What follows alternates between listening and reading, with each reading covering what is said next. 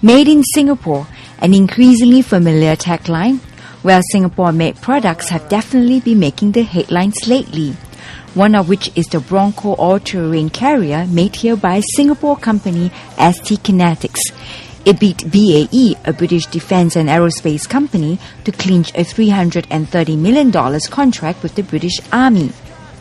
It joins many other homegrown companies that have made successful forays overseas, with their products and services much sought after. Besides the Bronco, did you know that actually a local company is behind one of the tiniest tech gadgets being used by millions now? You may even be using one right now. So stay tuned to find out more.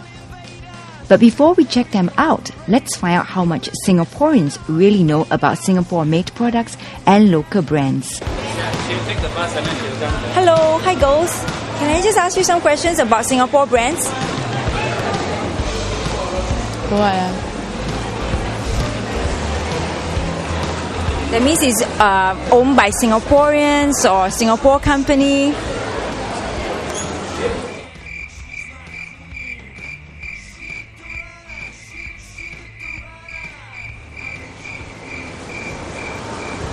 Nothing. 是什么新加坡制造的东西呀？我不清楚嘞。我不清楚。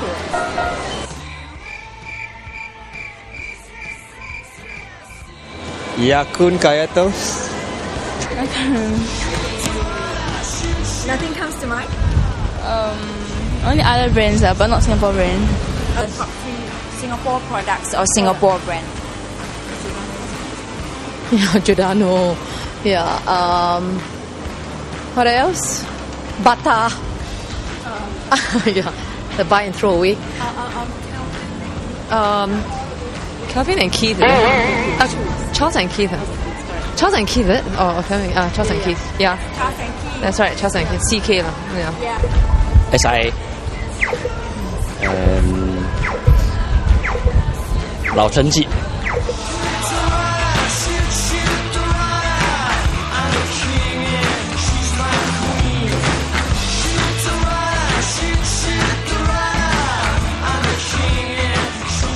So it's not surprising that Singaporeans are not too familiar with Singapore brands, and they get confused as to whether those brands are really from Singapore or otherwise.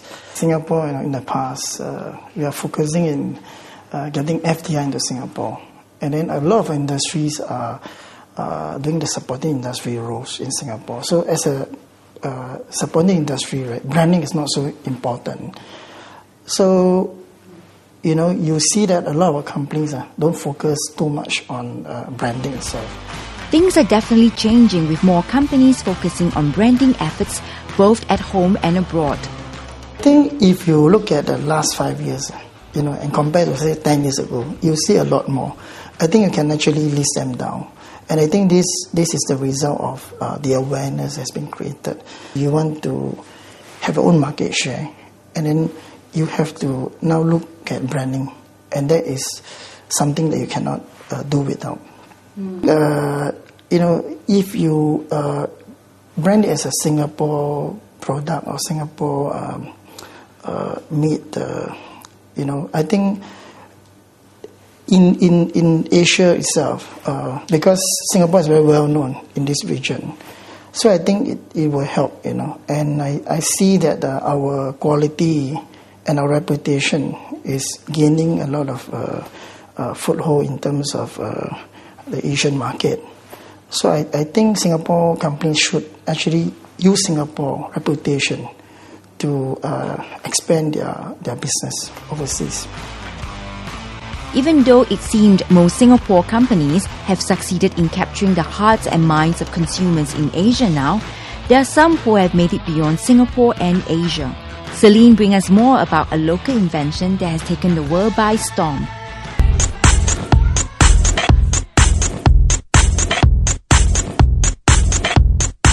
Many of us can't imagine living a single day without this tiny little gadget. But have you ever wondered who's the person who gave birth to the thumb drive? Before I take you to meet our mystery man of the day, let's see just how many Singaporeans actually know the name of the Singaporean behind the making of the thumb drive. I have no idea. So do you know what this is? No. You don't know? No. Come on, you should know what this is. What is it? Free. Yeah, you get it for free if you get it right. Thumb drive, right? Right. Do you Okay. know? Do you know who invented it? I don't know. You don't know. Okay, then too bad. I can't give it to you. It is a thumb drive. Right. Do you know who invented it? No clue. Right? Thumb drive. Do you know who invented the thumb drive? No, creative. Well, well, well, we're almost there. At least we're getting a little closer to home now. Without further ado, let's now get up close and personal with Singaporean entrepreneur Mr. Han Tan, CEO of Singapore-based company Trek 2000, and hear his take on his precious little brainchild. It was unbelievable. I remember there was this European press who came to my booth and they get a shock because our booth was so run down, so cheapskate. And that is where I went to buy a cupboard, a big cupboard, and using a marker. And I was thinking, what is the best way to come up with a slogan? And so finally, I came up with a slogan. Quite bold. The world's smallest storage device by one of the world's smallest nations. So I remember when the reporter came, and he looked at it, and when he asked where I came from, but apparently we were in the Singapore pavilion. At that time, nobody looked at us, not even our Singapore delegation. The first thing they asked me, where were you from? Singapore. And then they looked at the signboard. Unbelievable. Unbelievable. How can Singapore come up with that? Now, the thumb drive made its debut in the year 2000. Since then, Han has sued other USB flash drive manufacturers and distributors in an attempt to assert his company's patent rights to his invention.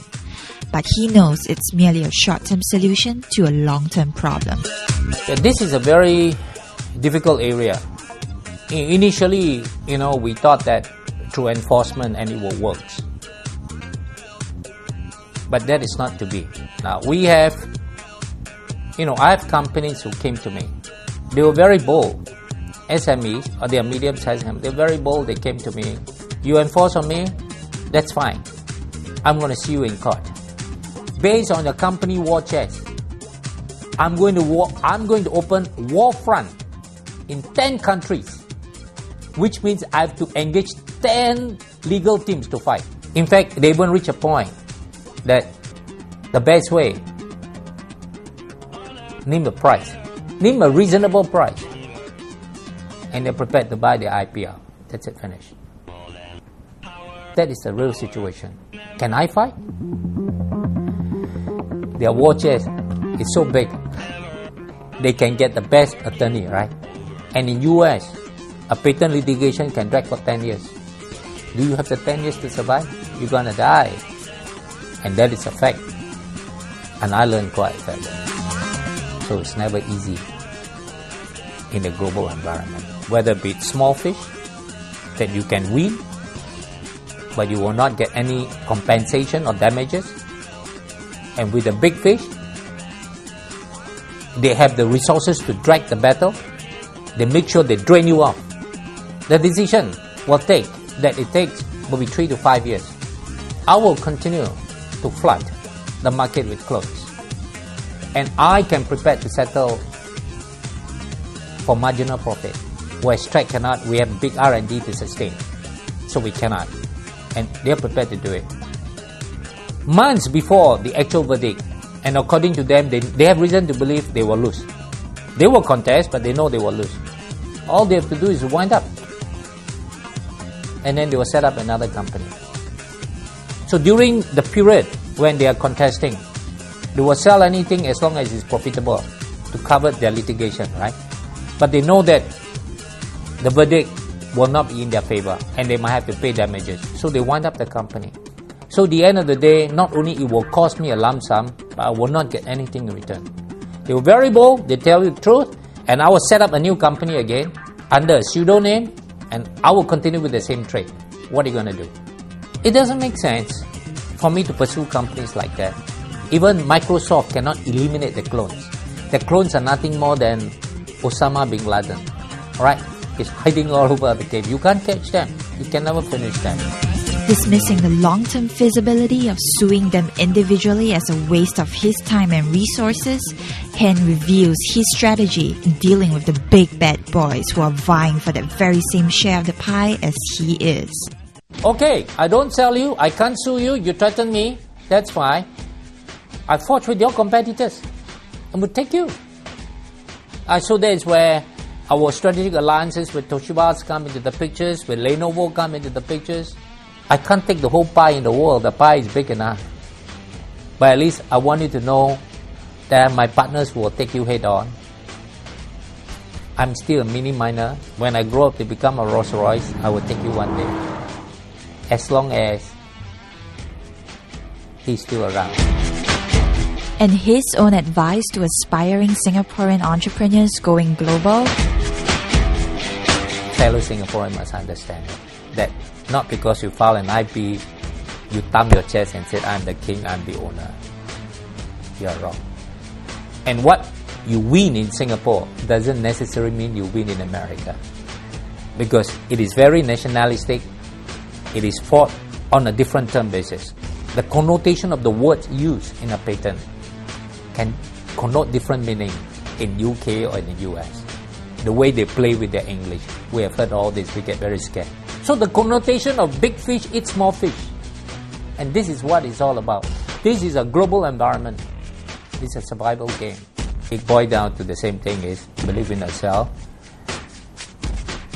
believe in your technology, stand firm, chart your journey, go forward, know what you're doing, and don't let those threats stifle me. I don't allow those threats to stifle me. You know, those who say they will bombard me, they'll send missiles over because they have the money and they'll finish you and all that. I hold on to my cause. That's why over the years we continue to pile up and build up a library of IPs. When my IPs reach a sizable value and when my IP management department is in place, then it will be a different thing altogether. I'm very proud as a Singapore-based company because this was developed in its entirety by a team of Singaporeans. From the sales right up to the engineers, where we discuss, we brainstorm.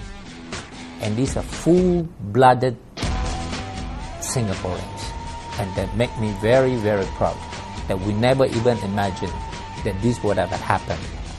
And we did it. All my staff believe in what we have did. That was the first IP we have filed. All of us believe in the companies, believe in the journey forward. They shared my vision, they shared my strategy to stay relevant.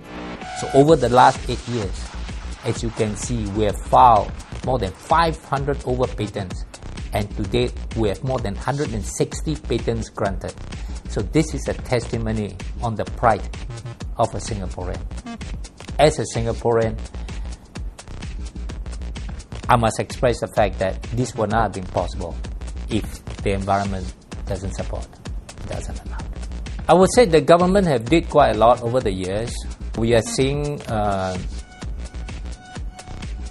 high degree of interest in this area. We are seeing people coming up, trying to look at the opportunities to do their own business rather than working for others. But if you were to compare to the landscape of America or in Europe, for that matter, the pool of entrepreneurs that we have is too small. It's just purely a fraction. So to overcome that, I will not look at the quantity aspect. We will look at the quality aspect. If my fellow Singaporean can come up with something killers like the sound card or the so-called thumb drive right now, then I believe Singapore will be positioned very differently in the eye of the world, that we do have what it takes as what the Silicon Valley can produce. There, the name is Hen Tan.